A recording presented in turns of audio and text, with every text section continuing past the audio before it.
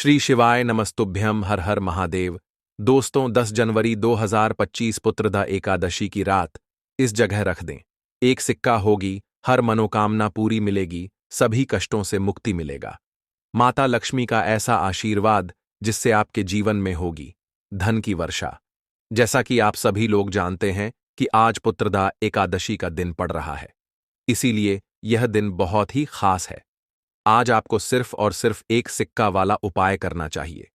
यह उपाय इतना खास है कि अगर आपने सही मुहूर्त पर सही क्रिया अनुसार एक सिक्का वाला उपाय कर लिया, जो प्राचीन काल के समय का महा उपाय है, तो मान के चलिए दोस्तों, माता लक्ष्मी के आशीर्वाद से आपके जीवन का कितना ही बड़ा दुख हो, उससे आपको मुक्ति मिल जाएगी। आपकी कोई भी मनोकामना हो, मान लीजिए आप नौकरी की तैयारी कर रहे थे, आपकी नौकरी लग जाएगी। आपका बंद पड़ा व्यापार चल पड़ेगा। जिस बीमारी से आप बहुत दिनों से परेशान थे, उस बीमारी से आपको मुक्ति मिल जाएगी। आपके जीवन में धन आना शुरू हो जाएगा। आपके जीवन में धन आने के सारे रास्ते खुला जाएंगे। और मान के चलिए दोस्तों, फिर आपको किसी भी प्रकार की परेशानी का सामना नहीं करना पड़ेगा। इसीलिए दोस्तों, इस दिन आप लोगों को इस वाले उपाय को जरूर कर लेना है। भले ही आपने पूरे साल भर इस उपाय को ना किया हो, पर अगर आपने इस पुत्रदा एकादशी के दिन अगर इस वाले उपाय को कर लिया, तो आपको इस उपाय को करने का वह फल मिलेगा जिसकी आपने कभी कल्पना भी नहीं करी होगी। इसीलिए आप लोग इस एक सिक्का वाले उपाय को एक बार जरूर कर लेना, ताकि आप लोगों के हाथ से यह मौका ना जा सके और आपको इस उपाय को करने का फल मिल सके। दोस्तों, यह उपाय पंडित जी ने अपनी अभी की ही शिव महापुराण की कथा में बताया है, जो इस उपाय को आज हम आपको बहुत अच्छे से समझाने वाले हैं। इस वीडियो को देखने के बाद इस उपाय को समझने के लिए आपको कोई और वीडियो को देखने की जरूरत नहीं पड़ेगी। तो चलिए दोस्तों, उपाय को शुरू करते हैं। उससे पहले हे माता, आपके इस वीडियो को जो भी लाइक और चैनल को सब्सक्राइब करें, उसके जीवन में कभी दुख दर्द मत आने देना। साथ ही साथ कमेंट बॉक्स में 5 बार जय माता लक्ष्मी जरूर लिखे, ताकि माता लक्ष्मी की कृपा आप सभी को प्राप्त हो सके। इसी के साथ मैं आप सभी को बता दूं कि आप लोग वीडियो को पूरा नहीं देखते हो, काट काट कर देखते हो और गलत गलत उपाय को कर लेते हो। तो आपसे निवेदन है कि वीडियो को पूरा जरूर देखें। देखिए दोस्तों, यह पुत्रदा एकादशी का दिन यह इतना खास होता है, इतना महत्वपूर्ण होता है। देखा गया है कभी कभी बड़े बड़े पूजा पाठ अनुष्ठान से जो मनोकामना पूर्ण नहीं होते, वह पुत्रदा एकादशी के दिन एक छोटे से उपाय करने से ही आपकी मनोकामना पूर्ण हो जाती है। और बहुत सारे लोगों ने इस उपाय को किया भी है और उनको इस उपाय को करने का फल भी जरूर मिला है। अगर आप लोग भी इस उपाय को करना चाहते हैं, तो आप इस उपाय को पहले अच्छे से समझ लेना, सुन लेना, उसके बाद करना। आपको इस उपाय का फल जरूर मिलेगा। और इस उपाय को कर लेने से आपके घर में चाहे किसी भी प्रकार की दुख और समस्या क्यों ना चल रही हो, आपको उसका कारण भी नहीं पता है कि भाई यह समस्या किस कारण से चल रही है, उसका कुछ भी कारण हो सकता है। जैसे पितृदोष हो सकता है या किसी भी तरह का मंगल दोष भी हो सकता है। तो इस दिन आप लोगों को यह वाला उपाय कर लेना है। ये एक ऐसा उपाय है जिस उपाय को अगर किसी विशेष दिन पर किया जाए, तो भाई उस विशेष दिन का जो है वह तो हमें मिलता ही मिलता है। पर हमने उस दिन पर इस एक सिक्का वाले उपाय को किया है, तो हमें उससे भी बड़ा फल मिलता है और फल बहुत जल्दी मिलता है, क्योंकि आप इस उपाय को बहुत ही बड़े और विशेष दिन पर कर रहे हो। तो चलिए अब उपाय के बारे में बात करते हैं। लेकिन उससे पहले आप लोगों को यह जानना आवश्यक है कि आखिर यह उपाय किस समय करना है, किसको करना है और कैसे करना है। तो चलिए हम आगे आपको वीडियो में एक एक करके बता देते हैं। तो दोस्तों, एक सिक्का वाले उपाय को हमें इस पुत्रदा एकादशी के दिन कैसे करना है, किसको करना है, किस समय करना है और कहां पर करना है, यह सारे सवालों के जवाब आपको इस वीडियो में मिल जाएंगे। और जो यह वीडियो देखेगा भाई, उसको एक सिक्का वाला उपाय जरूर करना चाहिए, क्योंकि इस दिन शत्रुओं और किसी भी दोष, किसी भी बीमारी से मुक्ति पाने के लिए एक सिक्का का बहुत ही बड़ा और विशेष महत्व होता है। और जब बात आ जाए एक सिक्का की, तो यह सोने पर सुहागा वाली बात हो जाती है और यह एक बहुत ही बड़ा उपाय हो जाता है। अब दोस्तों, इस एक सिक्का वाले उपाय को आखिर करना किसको है, सबसे पहले हम लोग वह बात जान लेते हैं। तो देखो, घर की जो बड़ी माताएं बहनें होती हैं, उन माताओं बहनों में से कोई भी एक बड़ी माता बहन इस वाले उपाय को कर सकती है। और दोस्तों, अगर आप चाहे तो अपने घर में से सभी सदस्यों को भी इस उपाय को करवा सकते हैं। अगर किसी व्यक्ति की खुद की कोई मनोकामना है, खुद की कोई दुख और परेशानी है जो कि वह अपने लिए ही करना चाहता है, इस वाले उपाय को तो वह खुद अपने लिए भी कर सकता है। बाकी अगर कोई घर में से ऐसा है जो कि अपने पूरे घर परिवार की सुख और शांति के लिए यह वाला उपाय करना चाहता है, तो भाई वह भी कर सकता है। उसमें भी कोई दिक्कत वाली बात नहीं है। कहने का मतलब यह है कि इस उपाय को हर एक सदस्य भी कर सकता है और पूरे घर परिवार के सदस्य के लिए घर की बड़ी माताओं बहनों में से कोई एक माता बहन भी कर सकती है।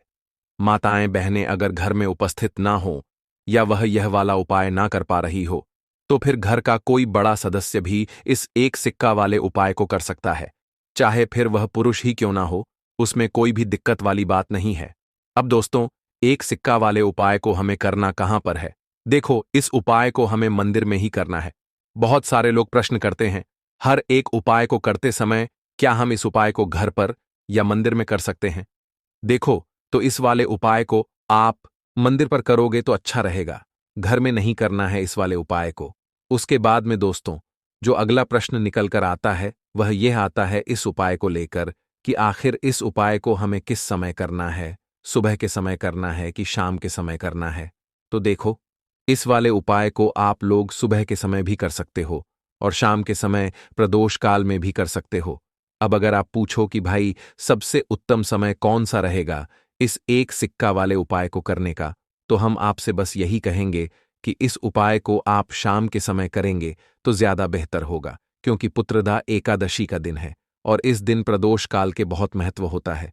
बाकी अगर सुबह के समय भी करेंगे तो भी अच्छा होगा, उसमें कोई भी दिक्कत वाली बात नहीं है।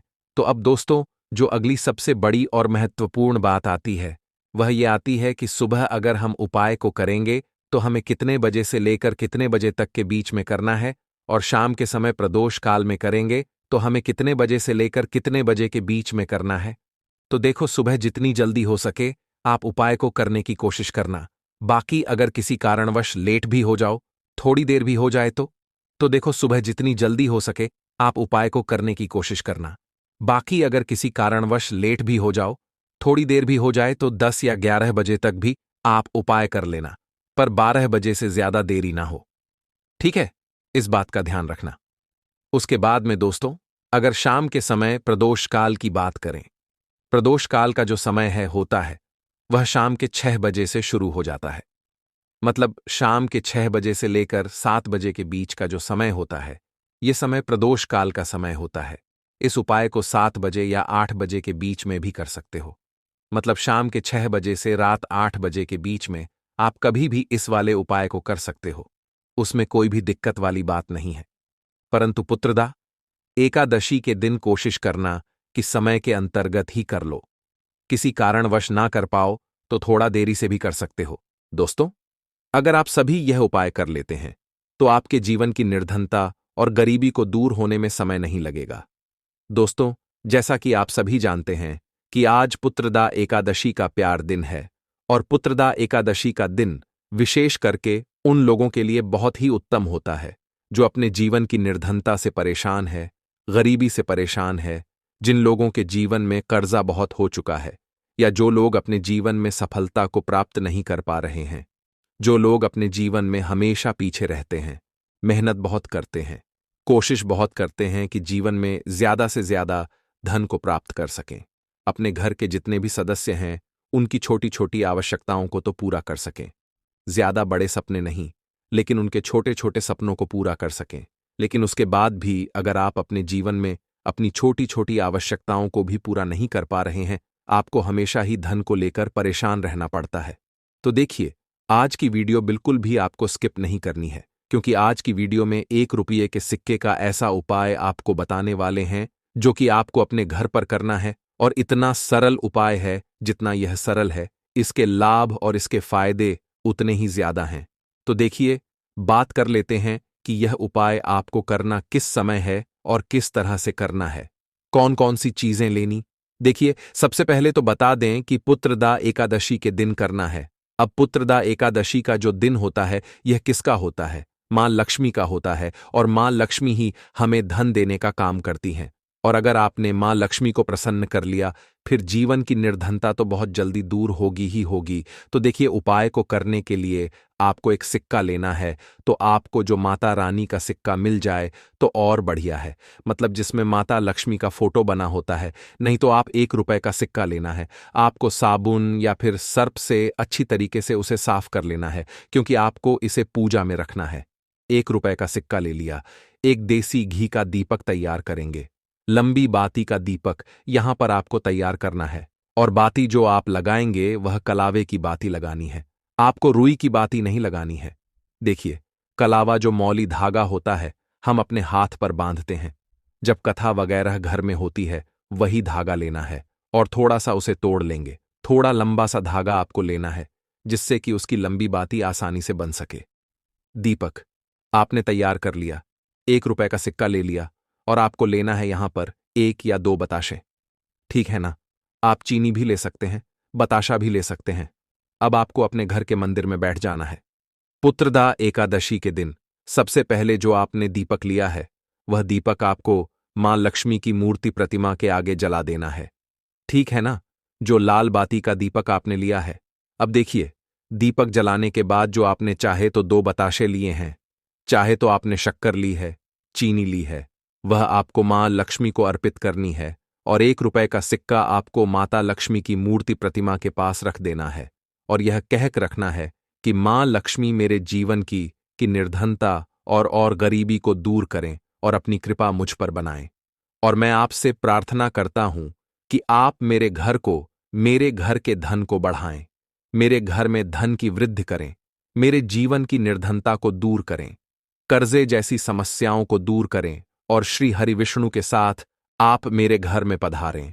ऐसी प्रार्थना करने के बाद आपको क्या करना है? जो 1 रुपए का सिक्का है, उसे ऐसे ही आपको छोड़ देना है पूरी रात के लिए। पुत्रदा एकादशी के दिन यह उपाय करेंगे। पुत्रदा एकादशी के दिन आपको इसे ऐसे ही रखे रहने देना है। ठीक है ना? अब आपको क्या करना है? अगले दिन यानी कि मंगलवार के दिन आपको वह 1 रुपए का सिक्का उठाना है, और एक लाल रंग के कपड़े में आपको वह 1 रुपए का सिक्का रख देना है। ठीक है ना? एक लाल रंग के कपड़े में रख देंगे। अब आपको यह 1 रुपए का सिक्का अपने धन रखने वाले स्थान पर रखना है, और मां लक्ष्मी श्री हरि विष्णु से प्रार्थना करनी है कि मेरे घर की तिजोरी को आप हमेशा धन से भर दें, और मेरे घर की तिजोरी कभी भी धन से खाली ना हो। मेरे जीवन में कभी भी निर्धनता, गरीबी ना आए। मेरे जीवन में हमेशा मुझे धन प्राप्त होता रहे। ज्यादा से ज्यादा धन मैं अपने जीवन में प्राप्त करूं, और मैं खूब मेहनत करूं। अपने जीवन में मैं खूब आगे जाऊं, ऐसी प्रार्थना कर लेना, और यह 1 रुपए का सिक्का अपनी तिजोरी में रख देना। देखिए, आपको यहां पर एक चीज ध्यान रखनी है कि तिजोरी जो है आपकी, वह साफ होनी चाहिए। उसमें किसी प्रकार का कोई कागज आपको नहीं रखना है। कोई भी किसी भी चीज की फोटोकॉपी नहीं रखनी है। आपकी तिजोरी में सिर्फ जो भी आप रखते हैं, पैसा, गहने जो भी आप रखते हैं, सिर्फ पैसे वगैरह आपको रखने हैं, और अलग से कोई चीज आपको, कागज, रद्दी वगैरह बिल्कुल नहीं रखनी है। ठीक है ना? तो यह सिक्का आप रख देंगे और इसे ऐसे ही रखे रहने देंगे। आप जैसे ही इस उपाय को करेंगे, आप देखेंगे। देखिए, यह उपाय आपको आज पुत्रदा एकादशी के दिन करना है। इस उपाय को करने से जीवन की निर्धनता चाहे कितनी भी बड़ी क्यों ना हो, गरीबी चाहे कितनी भी बड़ी क्यों ना हो, आपके जीवन से दूर होने लगती है। मां लक्ष्मी का आशीर्वाद आपको मिलता है।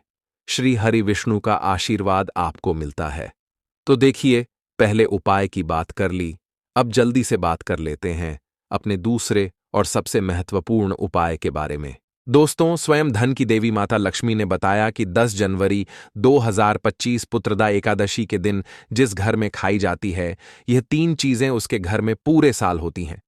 धन की वर्षा भक्तों, 10 जनवरी पुत्रदा एकादशी के दिन लड्डू, पेड़ा, बर्फी भले ही मत खाना, लेकिन यह एक चीज जरूर खा लेना। माता लक्ष्मी जी की कृपा से इतना पैसा आएगा कि संभाल नहीं पाओगे। साथ ही दोस्तों, हम आपको यह भी बताएंगे कि चाहे कुछ भी हो जाए, 10 जनवरी पुत्रदा एकादशी पर ऐसा खाना घर में कभी मत बनाना और ना ही खाना। पूरा घर परिवार बर्बाद हो जाता है। साथ ही जानिए, 10 जनवरी पुत्रदा एकादशी पर ऐसा क्या खाना चाहिए जिससे कि आपके जीवन में भगवान श्री हरि विष्णु की कृपा बनी रहे, माता लक्ष्मी जी की कृपा प्राप्त हो जाए। साथ ही दोस्तों, इस वीडियो में हम आपको यह भी बताएंगे कि भूलकर भी 10 जनवरी पुत्रदा एकादशी पर यह 5 काम कभी मत करना, नहीं तो कंगाल होते देर नहीं लगेगी। भक्तों, आपको बता दें कि पौष महीने के शुक्ल पक्ष की एकादशी को पुत्रदा एकादशी के नाम से जानते हैं। ये 10 जनवरी को है। तो हिंदू धर्म पुराण के अनुसार इस पुत्रदा एकादशी संबंधी संपूर्ण जानकारी बताई जाएगी, जिस जानकारी से आपको व्रत का पूर्ण रूप से फल मिलेगा। अगर आप व्रत नहीं रखे हैं, फिर भी अगर आप यह वीडियो देख लेते हैं, तो बिना व्रत करें आपको एकादशी की पूर्ण रूप से फल प्राप्त होगा। मैं आप लोगों को कुछ गुप्त जानकारी भी बताऊंगा और साथ ही साथ इस वीडियो में बताऊंगा ऐसी कौन से उपाय जिस उपाय को करने के बाद माता लक्ष्मी जी और भगवान विष्णु जी के विशेष रूप से हमें कृपा प्राप्त होती है, हमारी गरीबी एवं दुख समाप्त होते हैं। यह सारी जानकारी पाने के लिए कम से कम आप अपना 5 से 7 मिनट का बहुमूल्य समय जरूर दीजिए। वीडियो में आगे बढ़ाने से पहले, जानकारी बताने से पहले सभी दर्शकों से गुजारिश करना चाहूंगा, वीडियो में आगे बढ़ने से पहले अभी तक आपने हमारे वीडियो को लाइक नहीं किए तो वीडियो को लाइक करें, चैनल को सब्सक्राइब जरूर कर लीजिए। देखिए, हमारे चैनल का मकसद है जनहित एवं जन कल्याण करना, तो सर्वप्रथम जानते हैं पुत्रदा एकादशी की कथा। ऐसा माना जाता है, जो भी साधक सच्चे मन से एकादशी की कथा को ध्यानपूर्वक सुनते हैं, तो ऐसे 30 जन्मों की गरीबी एवं जन्मों के पाप दोष मिट जाते हैं, व्यक्ति दोष रहित हो जाते हैं। फिर ऐसे व्यक्ति जीते जी सुख को भोगते हैं और मृत्यु के उपरांत, मृत्यु के पक्ष, भगवान विष्णु के बैकुंठ की प्राप्ति होती है। कथा ध्यान से सुनना, फिर इसके बाद और भी इसके गुण भरी जानकारी बताऊंगा। सभी लोग एकादशी व्रत रखती हैं। उस दिन नगर के किसी भी व्यक्ति या पशु पक्षी जो है अन्न नहीं खाते, यहां तक कि एक दाना भी जो पशु पक्षी हैं वह नहीं खा करते। एक समय ऐसा हुआ कि किसी दूसरे जगह का एक व्यक्ति ने राजा के दरबार में पहुंचा और नौकरी देने की प्रार्थना करने लगा। तब राजा ने कहा, नौकरी तो ठीक है, लेकिन एक शर्त है कि महीने में 2 दिन एकादशी के व्रत आते हैं और हमारे संपूर्ण राज्य में एकादशी व्रत के दिन अन्न नहीं मिलेगा। आपको, अर्थात यहां कोई भी अन्न नहीं खाते तो आपको अन्न नहीं मिलेगा। राजा ने नौकरी की यह शर्त उन्हें बताई। उस व्यक्ति ने नौकरी के लिए राजा की शर्त मान ली और अगले दिन एकादशी व्रत था। उस दिन उसे अन्न नहीं मिला, उसे फलाहार की सामग्री दी गई। वह राजा के दरबार में पहुंचा और राजा जी से कहने लगे कि हे महाराज, फल से मेरा पेट नहीं भरेगा, मुझे अन्न चाहिए। यदि अन्न नहीं खाऊंगा तो मेरे प्राण निकल जाएंगे। राजा के सामने वह व्यक्ति गिरने लगा। कथा ध्यान से सुनना, ज्ञान भरी जानकारी अच्छे कथन है। इसका कथा को सुनने मात्र से आपकी गरीबी मिटेंगे। कमेंट बॉक्स में ओम नमो भगवते वासुदेवाय नमः जरूर लिखना। तो दर्शकों, राजा ने उस व्यक्ति को जो नौकरी दी, उस व्यक्ति को उनके सार्थक की याद दिलाई। फिर भी वह राजा से अन्न की मांग करने लगा। उसकी स्थिति देखकर के राजा ने उसे अन्न देने का आदेश दिया। उसे आटा, चावल, दाल, जितने भी अन्न पकाए जाते हैं, सारे चीजों उसको दे दिए गए हैं। वह नदी के तट पर पहुंचा और सबसे पहले स्नान किया, फिर भोजन तैयार करने लगा। जब खाना बन गया तो उसने भगवान से प्रार्थना की कि भोजन तैयार है, आप भोजन ग्रहण करें। उसकी प्रार्थना सुनकर के भगवान विष्णु अपने चतुर्भुज रूप में आकर के पीले वस्त्र धारण किए हुए उनके सामने प्रकट हुए और ध्यान से सुनना, उसने प्रभु के लिए जो भोजन परोसा, भगवान विष्णु ने अपने उस भक्त के साथ भोजन करने लगे। भोजन के बाद भगवान अपने लोक वापस चले गए। वह व्यक्ति अपने काम पर फिर वापस चला गया। जब फिर अगली एकादशी आई तो उसने राजा से कहा कि उसे दोगुना अन्न दिया जाए, अर्थात उस दिन जो अन्न दिए थे वह पहली एकादशी पर्व भूखा ही रह गया, क्योंकि सारे भोजन भगवान ही खा गए, क्योंकि उस दिन भगवान के साथ उसने भोजन किया था। तो अब महाराज, आज जो है मुझे 2 गुना अन्न दे दीजिए। उसकी बात सुनकर के राजा आश्चर्य हो गया। कहा कि तुम्हारी बात पर विश्वास नहीं है कि तुम्हारे साथ भगवान बैठ करके भोजन करते हैं। वह तो सभी एकादशी व्रत यहां पर सब लोग रखते हैं, किसी के साथ में भोजन नहीं करते। आपके साथ में कैसे भोजन कर सकते? इस प्रकार से जो राजा है उनके मन में संदेह हुआ। लेकिन देखिए, जो राजा को भी भगवान के दर्शन की बहुत ही अभिलाषा थी, तो इस पर नौकर ने राजा से कहा कि आपको विश्वास नहीं है, भगवान मेरे साथ में भोजन करते हैं, तो आप मेरे साथ में स्वयं चल करके देख लीजिए। राजा एक पेड़ के पीछे छिप करके देखने लगा। नौकर ने हमेशा की तरह नदी में स्नान किया और भोजन तैयार किया। उसने कहा कि भगवान भोजन तैयार हैं, आप भोजन ग्रहण करें। इस बार भगवान नहीं आए। उसने कई बार पुकारा, लेकिन भगवान नहीं आए। तब उसने कहा कि यदि आप नहीं आए तो वह इस नदी में कूद करके जान दे देगा। उसने फिर भगवान को पुकारा, लेकिन भगवान नहीं आए तो वह नदी में कूदने के लिए आगे बढ़ा। तभी भगवान प्रकट हो गए और उसके हाथ रो लिया है और उसके साथ में बैठ करके भगवान ने भोजन किया। उसके बाद उसे अपने विमान में बैठा लिया और अपने साथ अपने धाम को लेकर के चले गए। यह देखकर राजा को ज्ञान हुआ कि उपवास में जो नियम है इनका भी पालन करना जरूरी है। पवित्रता के साथ ही साथ मन की पवित्रता भी जरूरी है। साथ ही साथ आपको व्रत में पूर्ण रूप से व्रत का नियम का पालन करना चाहिए, तब आपको व्रत की पुनः फल प्राप्त होगा। तो आज मैं आप लोगों को पुत्रदा एकादशी के दिन कुछ ऐसे फल के बारे में बताऊंगा जिस फल को खाने के बाद आपको व्रत की पूर्ण रूप से फल प्राप्त होता है।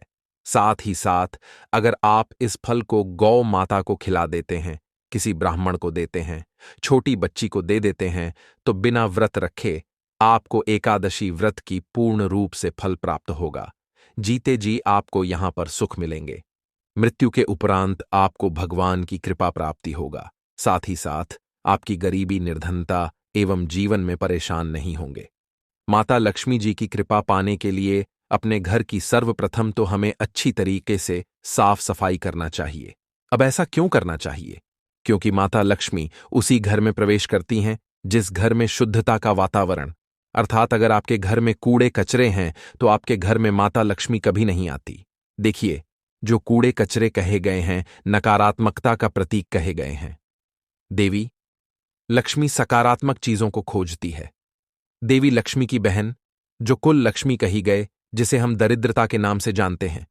अगर आपके घर में देवता की एकादशी दिन कूड़े हैं, समान है, जितने भी गंदगी चीजों को रखते हैं तब आते हैं। और अगर आप अपने घर के संपूर्ण रूप से वातावरण को साफ रखते हैं, स्वच्छ रखते, तो माता लक्ष्मी आपके घर में प्रवेश करती हैं। भगवान विष्णु जी के साथ में तो एक काम अवश्य करना। पुत्रदा एकादशी के दिन माता लक्ष्मी की विशेष रूप से कृपा पाने के लिए अपने घर की साफ सफाई जरूर करना और अपने घर में अखंड दीपक पूरी रात जरूर जलाना, क्योंकि माता लक्ष्मी अर्धरात्रि में प्रत्येक मनुष्य के द्वार में रस्सी की तिथि में भगवान विष्णु के साथ भ्रमण करते हुए आती हैं। तो आप भी अपने घर में यह कम जरूर करना, अखंड दीपक जलाना। इससे माता लक्ष्मी आपके घर में ठहर जाएंगी। ऐसा भी माना जाता है तो सभी मनोकामना पूर्ण होती है। लेकिन इस दिन भगवान विष्णु की कुछ मंत्र कहे गए हैं, जिस मंत्र को व्रत रखते हैं और अगर आप इस मंत्र को निरंतर जाप करते हैं तो इसका आपको पूर्ण रूप से फल प्राप्त होता है। ओम नमो भगवते वासुदेवाय नमः। यह जो मंत्र कहे गए हैं, इस मंत्र का जितना ज्यादा जाप करते हैं उतने ही ज्यादा फिर आपके अध्यात्म होता है, व्रत का पूर्ण रूप से फल प्राप्त होता है। विष्णु का पंचामृत से अभिषेक करना चाहिए। ऐसा मान्यता है कि ऐसा करने से व्यक्ति को शुभ गुण की प्राप्ति होता है। और इसके अलावा भगवान विष्णु को सफेद रंग की मिठाई भी भोग लगाना चाहिए। अगर आप ऐसा करते हो छोटे छोटे, और ऐसा भी माना जाता है घर के सुख के लिए, पुत्रदा एकादशी के दिन किसी मंदिर में एक नारियल और बादाम जरूर चढ़ाना चाहिए। अब ऐसा क्यों करना चाहिए? इसके पीछे भी कारण है। अगर आपके कोई काम अटक रहे हैं, आपके काम नहीं बन पा रहे हैं, तो एक नारियल के साथ में आपको थोड़ा सा बादाम, 5 बादाम चढ़ा दीजिए। भगवान विष्णु जी को आपके रुके हुए काम बन जाएंगे। और जरूरतमंद लोगों को अगर पीले कलर की कोई भी चीजों का आज के दिन दान करते हैं। पुत्रदा एकादशी के दिन तो जीवन में आने वाले सभी प्रकार की समस्या खत्म हो जाती है। जो लोग राजनीतिक क्षेत्र से जुड़े, ऐसे व्यक्ति को बहुत ही तरक्की मिलता है। एक बात आप सभी दर्शकों को बताना चाहूंगा, पुत्रदा एकादशी के दिन माता तुलसी के पूजन जरूर करना चाहिए और शाम के समय तुलसी के पौधे के समक्ष घी का दीपक जलाना चाहिए। और इसके साथ ही भगवान विष्णु का जो मंत्र बताया हूं, ओम नमो भगवते वासुदेवाय, इस मंत्र का जाप करना। और माता तुलसी को इस दिन आप जो है चुनरी लाल कलर की जरूर भेंट कर देना। इससे आपके घर में धन्य धन के भंडार बढ़ते हैं। लेकिन इस दिन तुलसी के पौधे को हिलाना नहीं चाहिए, क्योंकि इस दिन तुलसी माता स्वयं व्रत रखती है। इसीलिए अब इस वीडियो में जानते हैं पुत्रदा एकादशी को क्या ना करें, क्योंकि यह जानना जरूरी है। अगर आप पुत्रदा एकादश के दिन कुछ गलती कर बैठते हैं तो इसके कारण आपको व्रत का पूर्ण रूप से फल प्राप्त नहीं होता। इसलिए आपको पुत्रदा एकादशी में यह बिल्कुल ही कुछ कार्य जैसे करने से रुकना चाहिए। बस सभी दर्शकों को बताना चाहूंगा, श्री राधे वॉइस चैनल का मकसद है जनहित एवं जन कल्याण करना। इसलिए आप सभी दर्शकों को इस प्रकार ज्ञानभ जानकारी बताए जाते हैं जिससे आप सभी दर्शकों का अध्यात्म उन्नति हो। हिंदू धर्म के अनुसार पुत्रदा एकादशी के दिन चावल का सेवन नहीं करना चाहिए।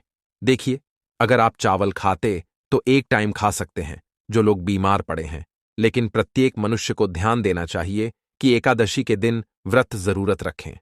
अब इसके पीछे मैं आप लोगों को कारण भी बताऊंगा वीडियो की आखिरी में। इसके साथ ही पुत्रदा एकादशी के दिन किसी भी प्रकार दूसरे के द्वार में जाकर के आपको भोजन नहीं करना चाहिए। इससे आप उनके कर्जदार हो जाएंगे, आपको उनका कर्ज चुकाना पड़ सकता है। एकादशी पर मन से, वचन से, कर्म से भगवान विष्णु जी का आपको ध्यान करना चाहिए। हमारे धर्मशास्त्र कहते हैं पुत्रदा एकादशी पर ध्यान से सुनिए।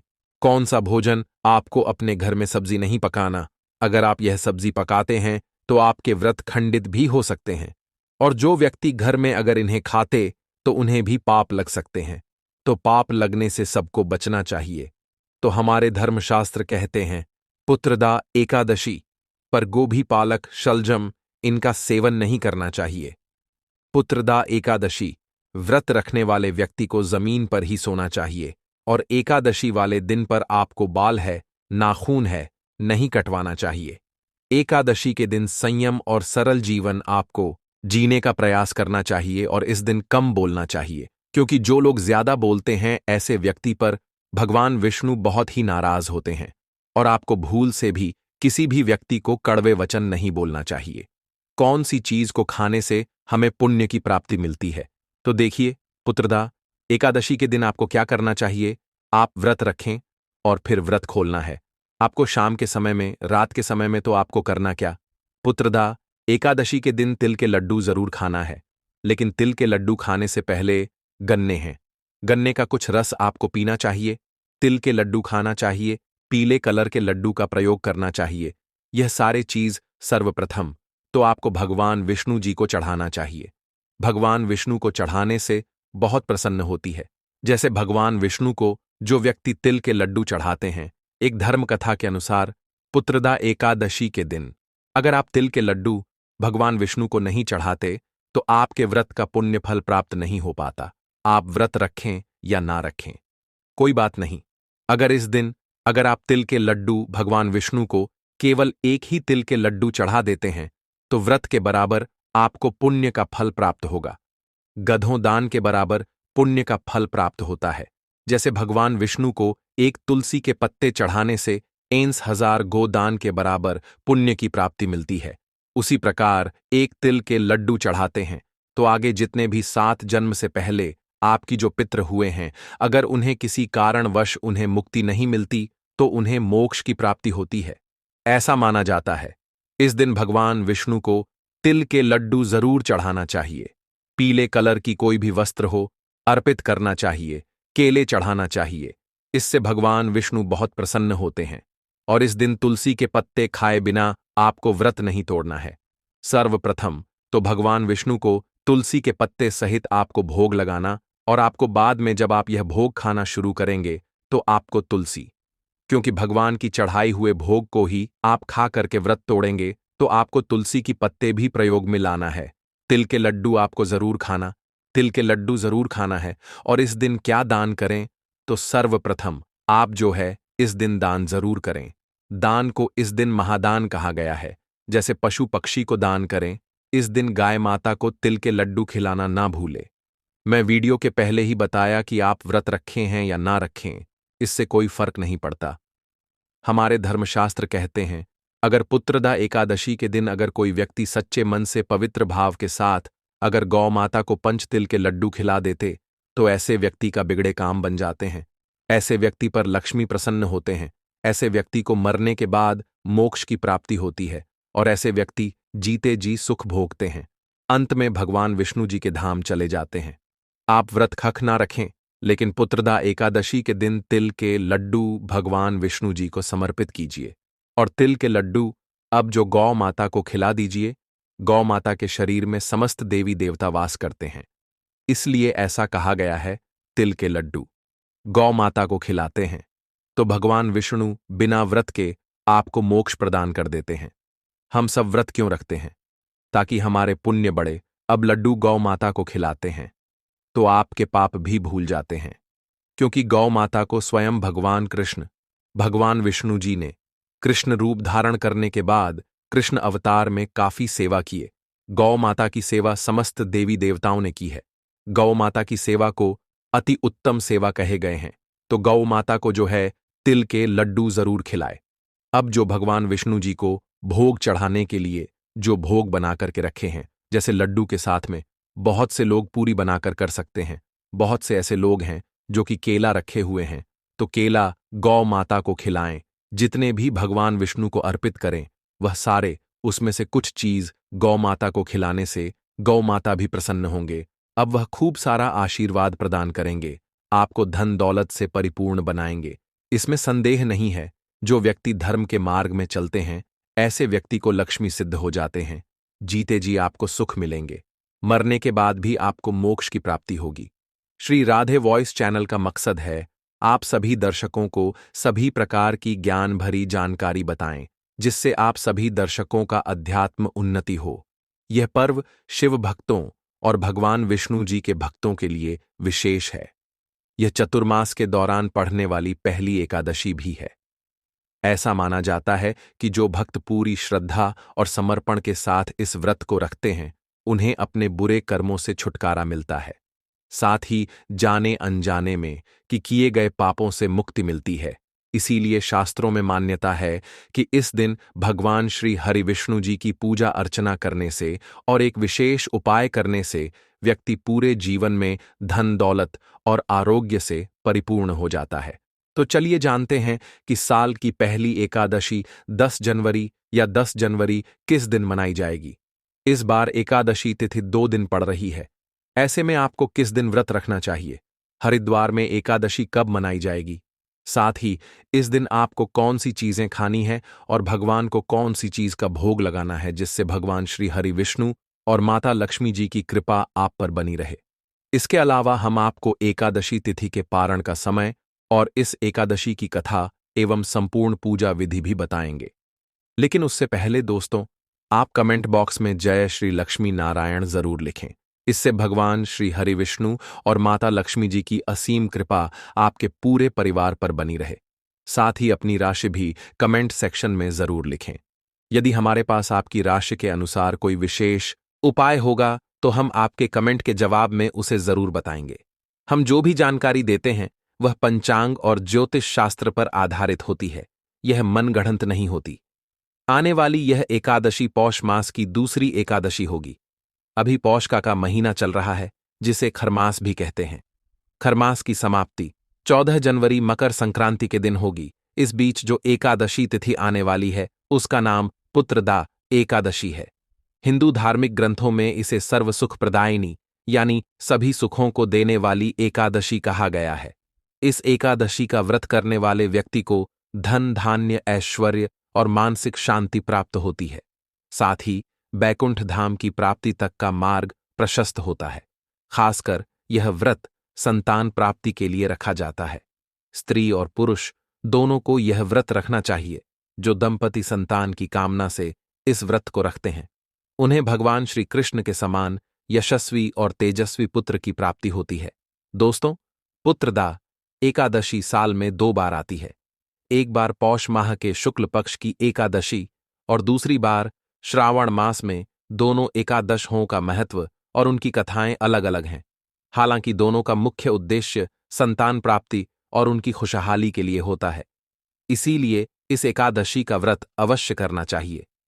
भगवान की पूजा करें और एक विशेष उपाय करें जो हम आपको इस वीडियो में बताने जा रहे हैं।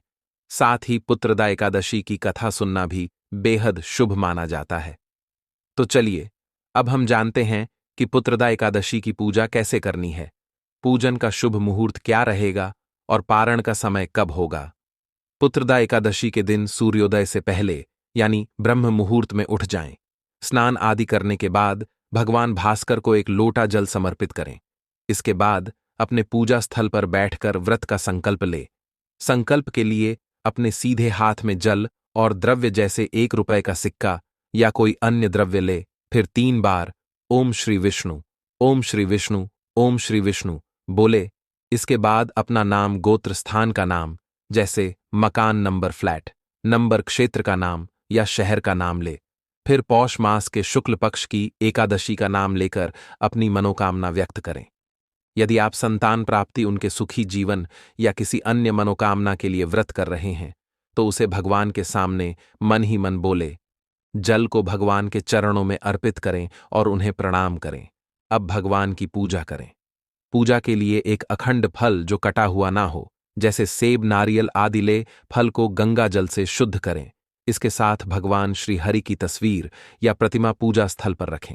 यदि मौली, पान, सुपारी, लौंग, इलायची और पान का पत्ता उपलब्ध हो तो इन्हें भी पूजा में शामिल करें।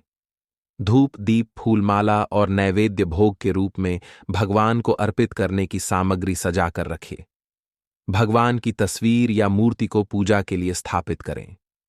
तस्वीर या मूर्ति को स्थापित करने के बाद भगवान का आह्वान करें, जिसे प्राण प्रतिष्ठा कहते हैं।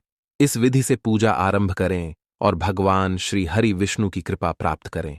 स्थापना के लिए जिस स्थान पर भगवान की तस्वीर या मूर्ति रखनी है उसे शुद्ध करना आवश्यक है। इसके लिए अपने लौटे में जो जल है उसमें गंगा जल मिलाकर उस स्थान पर छिड़क दें। यह स्थान पवित्र हो जाएगा। इसके बाद उस स्थान पर एक पुष्प रख दें, जिसे भगवान के आसन के रूप में समर्पित करें। फिर भगवान को आचमन कराएं, यानी 3 बार जल अर्पित करें। इसके बाद तिलक लगाएं, अक्षत चढ़ाएं और फूलों की माला पहनाएं। साथ ही भगवान को एक पुष्प अर्पित करें। अब धूप और घी का दीपक दिखाएं। दीपक को रखने से पहले नीचे चावल या पुष्प आसन के रूप में रखें और उसके ऊपर दीपक रखें। ध्यान रखें, इस दीपक को कभी उठाना नहीं है, क्योंकि यह आपकी पूजा के साक्षी देव माने जाते हैं। आरती के लिए दूसरा दीपक प्रयोग करें। इसके बाद नैवेद्य के रूप में मिठाई, फल या मिश्री भगवान को चढ़ाएं। खास तौर पर बिना कटा हुआ फल अर्पित करना चाहिए। फिर भगवान के सामने हाथ जोड़कर 108 बार ओम नमो भगवते वासुदेवाय मंत्र का जाप करें। इसके बाद मनोकामना पूर्ति के लिए पान का बीड़ा बनाएं। पान के पत्ते की डंडी तोड़कर उसमें 2 लौंग, 2 इलायची और 1 सुपारी रखें।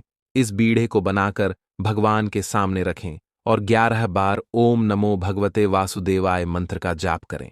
अब अपनी मनोकामना भगवान से मन ही मन प्रार्थना करके व्यक्त करें। यदि संतान प्राप्ति के लिए पूजा कर रहे हैं तो इसे भगवान को अर्पित करें। इसके बाद भगवान के समक्ष एकादशी की कथा पढ़े या सुने। एकादशी की कथा इस वीडियो के अंत में बताई गई है, इसे जरूर सुने। कथा सुनने के बाद भगवान की आरती करें। आरती के बाद फल का भोग लगाएं और प्रसाद सभी लोगों में वितरित करें। ध्यान रखें, एकादशी के दिन अन्न ग्रहण नहीं करना चाहिए। यह व्रत का सबसे महत्वपूर्ण नियम है। शास्त्रों में कहा गया है कि एकादशी तिथि में अन्न ग्रहण करना मांस भक्षण के समान माना जाता है। तो दोस्तों, अब हम इस व्रत से जुड़े कुछ और नियम जानेंगे। पुत्रदा एकादशी के दिन कुछ विशेष नियमों का पालन करना बहुत जरूरी है। इस दिन तुलसी का पूजन करना अत्यंत महत्वपूर्ण माना गया है। आपको तुलसी के पौधे के नीचे एक दीपक जलाना चाहिए और श्रद्धा से तुलसी का पूजन करना चाहिए। ऐसा करने से आपका व्रत सफल माना जाएगा। इस दिन अन्न ग्रहण नहीं करना चाहिए। जो लोग व्रत नहीं कर रहे हैं उन्हें भी चावल का सेवन नहीं करना चाहिए, क्योंकि यह वर्जित है। व्रत रखने वालों को केवल फलाहार का सेवन करना चाहिए। आप कुटू सिंघाड़े के आटे से बनी वस्तुएं जैसे पूरी, पकौड़ी या खीर बना सकते हैं, लेकिन ध्यान रखें कि इनमें साधारण नमक और मिर्च का प्रयोग ना करें। सेंधा नमक और काली मिर्च का भी सीमित प्रयोग करें। तामसिक भोजन, मांस और मदिरा जैसे पदार्थों से पूरी तरह बचना चाहिए। जो व्रत कर रहे हैं उन्हें दिन भर भगवान श्री हरि के भजन कीर्तन में मन लगाना चाहिए। किसी से विवाद या क्लेश करने से बचे और घर में शांति बनाए रखें। किसी के प्रति द्वेष भावना ना रखें और विनम्रता और शालीनता से दिन बिताएं। भगवान श्री हरि को कीर्तन बहुत प्रिय है, इसलिए कीर्तन करने वालों पर भगवान की विशेष कृपा होती है। इसके साथ ही एकादशी के दिन ब्रह्मचर्य का पालन करना भी अत्यंत आवश्यक है। दशमी तिथि से ही ब्रह्मचर्य का संकल्प ले और इसका पालन व्रत पारण तक करें। शादीशुदा लोगों को भी इस नियम का पालन करना चाहिए। ब्रह्मचर्य का पालन इस व्रत का अभिन्न हिस्सा है। व्रत का पारण सूर्योदय से पहले करना चाहिए। अगले दिन पारण की विधि और नियमों का पालन करना भी उतना ही महत्वपूर्ण है। भगवान सूर्य को जल अर्पित करने की प्रक्रिया में श्रद्धा और प्रेम का विशेष महत्व है। एक लोटा जल में लाल पुष्प अक्षत डालकर भगवान सूर्य को अर्पित करें। जल अर्पित करने के बाद 3 बार जल छींटें। इसके बाद भगवान को तिलक लगाएं, अक्षत चढ़ाएं और फूलों की माला पहनाएं। धूप और दीपक दिखाने के बाद भगवान को नैवेद्य के रूप में काले तिल से बनी मिठाई या लड्डू अर्पित करें। अगर काला तिल उपलब्ध ना हो तो सफेद तिल से बनी मिठाई भी चढ़ा सकते हैं। नैवेद्य चढ़ाने के बाद भगवान से प्रार्थना करें और पीले चावल या फल का भोग अर्पित करें। विशेष रूप से केसर की खीर का भोग पुत्रदा एकादशी पर बहुत शुभ माना जाता है। इस भोग को प्रेम और श्रद्धा के साथ तैयार करें।